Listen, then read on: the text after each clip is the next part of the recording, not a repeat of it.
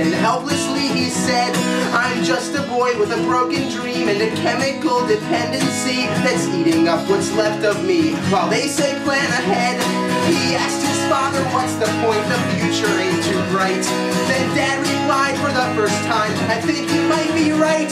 Cause your generation's on medication, blinded by inebriation, wallowing in procrastination, frankly bored of education, live in fear of foreign nations, nuclear annihilation, searching for an explanation, while I have no realization that it's all my fault and such is life. I held a girl for a bit of a while in an age where a smile was out of style. She made denial seem worthwhile. I never quite knew how. She had a voice and a wish for fame and claimed the world would know her name. I told her I once felt the same, but look where I am now. So darling, keep your head on straight, this vision won't pan out. She'd say I'd always get my way and you can just get out.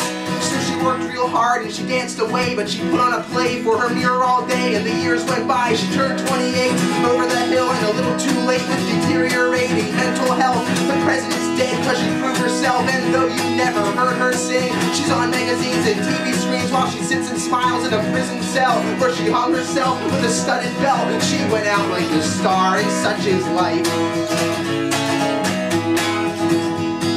I knew a fella so tried and true, he's a lot like me and a bit like you, who struggled through what bound him to a social web of lies. He saw the things he chose to see inside a world of fantasy, and he never fit too comfortably in anybody's eyes.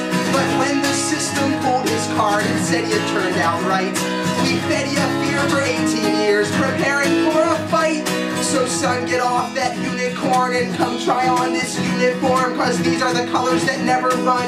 Red, white, blue, and a silver gun. Though he never laid a finger on anyone, he just sang his songs and had his fun. On the battlefield, he met his end when he took a bullet to save his friend. His mom got word the other day in a letter that read, thanks anyway. But that's how freedom rings, and such is life.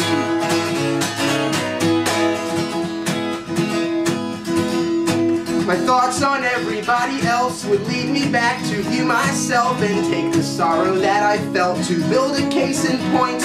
My home sweet home of lemon drops, where dinner's served on countertops. The healthy family unit stops when parents disappoint. The stranger's hand that feeds you is a jackal in disguise that sends us poison arrows from apocalyptic skies.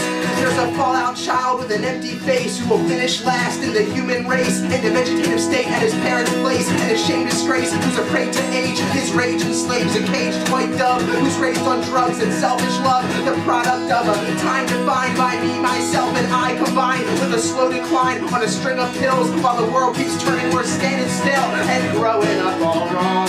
The sandbox lines are drawn, the backwood beat goes on, and such is life.